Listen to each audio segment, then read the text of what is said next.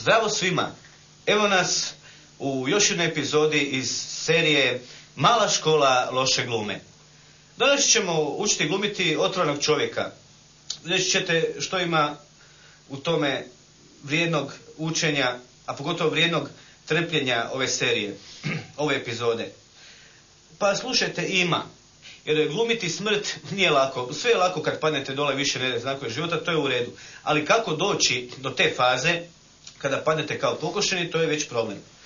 Za početak ćemo reći riječ dvije o tome. U povijesti filma svi su željeli glumiti čovjeka koji otrovan pada kao pokošen, kao otrovan. A otrovan pada kao pokošen. Američki glumac Ernest Melchior 1832 puta je odglumio smrt trovanjem i tek tada je shvatio da je to jedan od najtežih zadataka koji se može postaviti pred jednog glumca. A pošto mi nemamo pretenzije glumiti u visokoprodukcijskim američkim filmovima, nego u domaćim dramama, serijama, u igrokazima u školama i tako dalje, recimo svađa između dvoje mladih oko nekakvog filma, postera ili nekakve dobre knjige. Čovjek jedan gleda u ovom pravcu, žena dolazi, otvara vrata na prstenu, pazić pritom da ne škripi i prethodno ga podnazavši, škrip, uspe prašak, zatvori vrata i, prijatelji ko smo je bili, ništa se nije dogodilo. Zatim će glavni lik, koji će pasti otrovan, uzeti čašu između srednjeg prsta i prstenjaka i krenuti piti otrov. Ali, sad se postavlja pitanje da li ga popiti najskap, da li ga uopće popiti i da li ga polako piti. Bitno za dramaturgiju je to da nekakav zvuk ili nekakva iskra sjećanja u glavnom liku navede glavni lik da odmakne čašu ipak, tako da ne bi odmah popio otrov, da bi malo temperatura narasla u gledalištu i šire.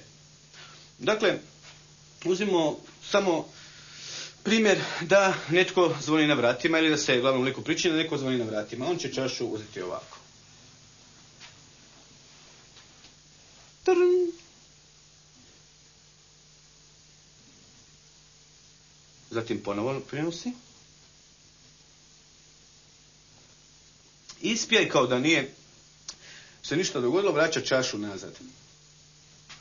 Zatim može krenuti raditi neke druge stvari uobičajene, ali najčešći oblik padanja otrovanosti je na sljedeći način. Uzimate čašu, popijate otrov,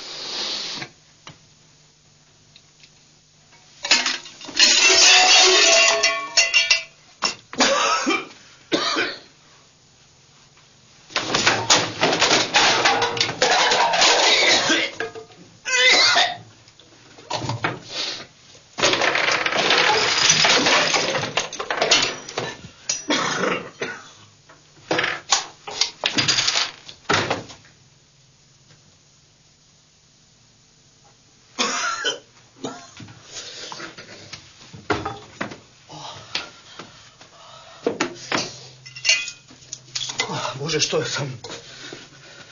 Helena! Vještice prokleta! Znao sam. Prokleta vještice.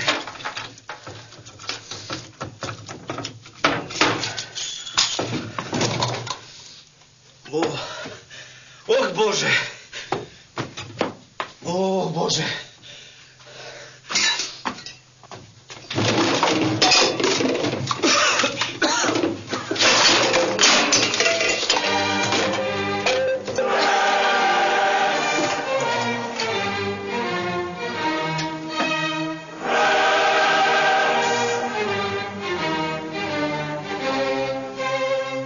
prvi znak trovanja daje mu do znanja da je ipak Helena ta ko će ga na kraju doći glave. I zatim on radi što?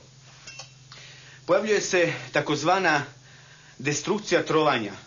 To jest otrovan čovjek, lik, ima potrebu da sve ruši oko sebe, nesvjesno naravno. Znači prvo smo srušili, htjeli smo se primiti za stol, ali nam se omaknulo, primili smo stolnjak, srušili smo sve sa stola. Zatim rušimo police s knjigama. Kad smo srušili police s knjigama? Rušimo čajeve, kutice s čajevima. Kad smo to učinili, već na rubu snage bacamo zastavicu, recimo, stranke na vlasti, jer nismo svjesni što radimo, otrovani smo. Pozicija na šahu više nije bitna, nesvjesno rušite i kralja i kraljicu. Konj pada po kraljici, kralj se raspada, sve se raspada. Zatim, zadnjim naporima, zadnjim atovima snage, rušite domino kockice koje jedna drugu ruše, koje netko nekada iz ko zna kojih razloga postavio baš tako kao da je čekalo vaš zadnji trzaj. Zatim već padate dole, već vidite svjetlost, bijelu svjetlost, neku ruku koja vas zove k sebi, dođete tamo, plaćate kaznu, vraćate se nazad, niste još mrtvi. Sjetite se da u polici ima još stvari koje niste srušili. Zatim dolazite do te police, rušite sve. Kad pogledate okolo da više nemate što srušiti, padate licem na stol, očima mrtvačkim, sacrnim, gledate nekamo u daljinu i to je kraj scene trovanja.